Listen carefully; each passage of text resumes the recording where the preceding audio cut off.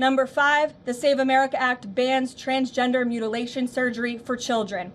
Again, President Trump signed a common sense executive order to do this and kept his promise to the American people, but now Congress needs to do the same and codify it. It's well past time for Democrats in Congress to stop perpetuating the radical and false claim that you can somehow change a child's sex. You cannot. Passing the Save America Act is the most important thing that Republicans and frankly Democrats can do to strengthen election integrity and protect our democracy. It's what the American people elected Republicans to do, and they must deliver on it as soon as possible. The president is calling on Congress to get the job done and send this historic piece of legislation to his desk immediately for signature.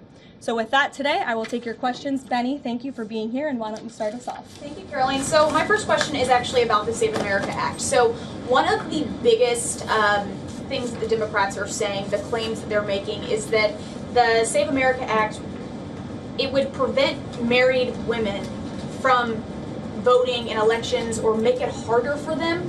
What do you have to say to those claims? Is there any validity to them, and where do you think they're getting this from? There is zero validity to these claims, and I'm glad that you brought them up, because you have the Democrats who have created this myth, and it has been perpetuated, unfortunately, by many in the mainstream media. Let me be very clear. The Save America Act does not prohibit anyone from voting with the exception of illegal aliens. And the greatest way to disenfranchise American citizens from voting in American elections is to allow illegal aliens to vote, which is what Democrats want to do. We see it taking place in Democrat jurisdictions at the state and local level across this country. So the Save America Act corrects that. And as far as married women who have changed their name, if they're already registered to vote, they're entirely unaffected by the SAVE Act. And for the small fraction of individuals who have changed their name or their address, they can still register to vote. Of course, they just have to go through their state processes to update that documentation. And this is something that the American people, married women, and minorities, and people all across this country who Democrats are insultingly saying cannot do this, they're already doing it every day, going to the Social Security office, going to the DMV, and I think it's frankly insulting that the Democrats are saying that there's certain groups of people in this country who aren't smart enough to update their documentation to allow them to vote. Again, this is a huge myth, and thank you for giving me the opportunity to address it. Of course, and then just one more question about DHS, the funding issue. It's been 3+ weeks now. I was at the airport this morning in St. Louis, Missouri, and it was early in the morning, and one of the TSA agents, I saw her, she was kind of tearing up, she was crying, and I asked her, I was like, what's wrong? And she was like, I can't make my phone payment, I can barely make my car payment that's coming up. I think a lot in the Beltway, there's so much noise between Democrats, Republicans. It's the Democrats' fault, it's the Republicans' fault. But what is the White House's message to the American people that are struggling because they're not getting that paycheck? It's take away the politics. What do you have to say to those people?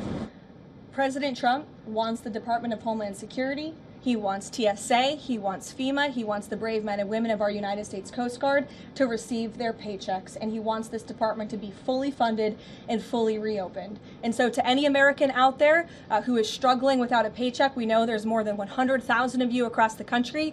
To any American out there who is showing up to an airport and facing incredibly long wait times and lines, call your Democrat member of Congress and tell them to fund the Department of Homeland Security. That's what President Trump wants to do, and it's completely ridiculous that the American people are suffering as a result of these partisan games that are being played by Democrats on Capitol Hill.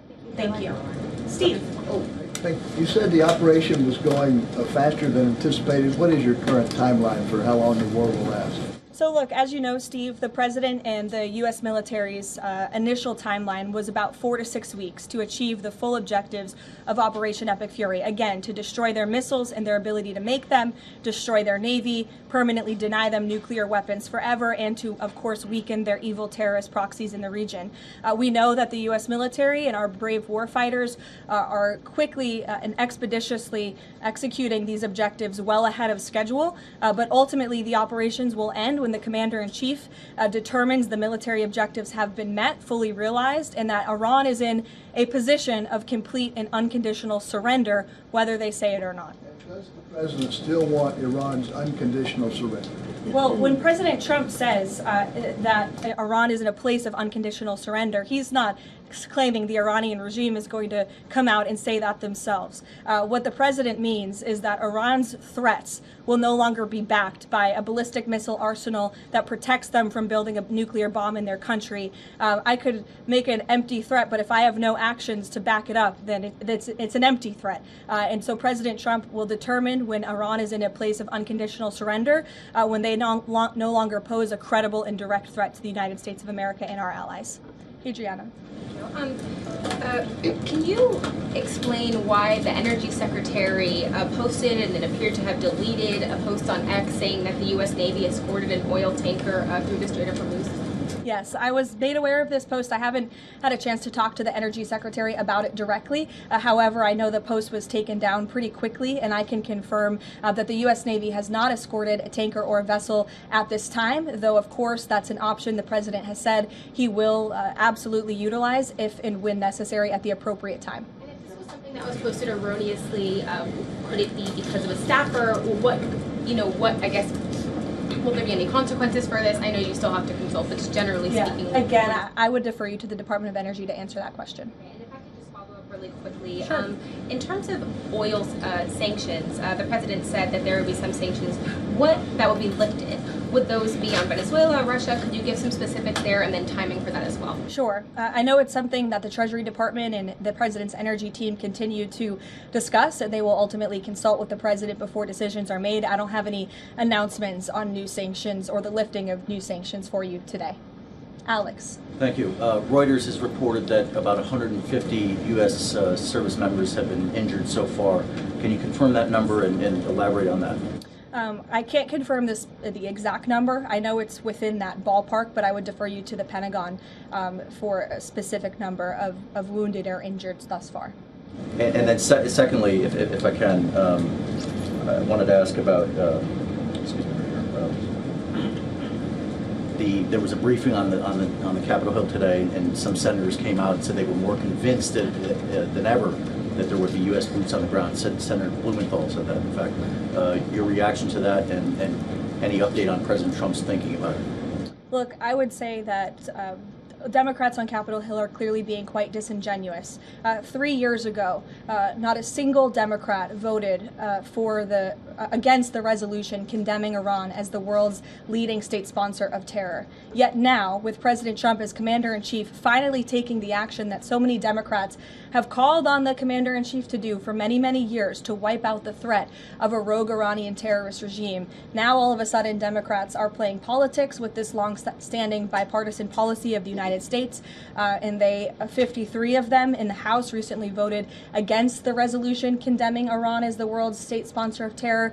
So I wouldn't take Democrats at their word. As for boots on the ground, the president has talked about this repeatedly. Wisely, he does not rule options out as commander-in-chief. So again, I would hesitate to confirm anything that a Democrat on Capitol Hill says right now about the president's thinking.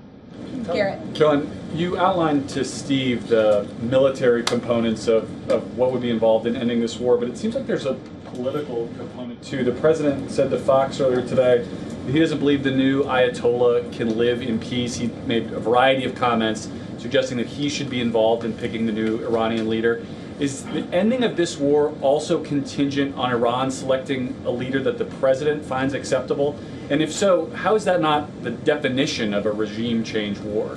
Look, as President Trump has blatantly and frankly stated, it's obviously within the best interest of the United States and the West to no longer have a radical terrorist in charge of Iran, especially as we see their reaction to Operation Epic Fury. They had their missiles turned towards our Gulf and Arab partners in the region. Again, this was a regime that chanted, or still chants, death to America. We look at the way that they are holding the entire world hostage with the restricting of the free flow of energy through the Strait of Hormuz. So the president, I think, is making quite an obvious comment. Again, as for the timeline of the military operations with respect to Iran, we have objectives that we have laid out that the commander-in-chief wants to see achieved. When they are achieved, then it will ultimately be up to the president to end this operation. Okay, so I think you're not exactly addressing my question, though. Is that political objective also necessary for the president to decide to end this war? Look, again, I just told you the objectives of... That is White House Press Secretary Karoline Leavitt giving a brief or a daily brief at Washington, D.C., where she says that they are ahead of schedule and Operation Epic Fury has had a resounding success. She also says that Trump will determine when Iran will have the right to an unconditional surrender. She's still fielding questions from reporters at the White House.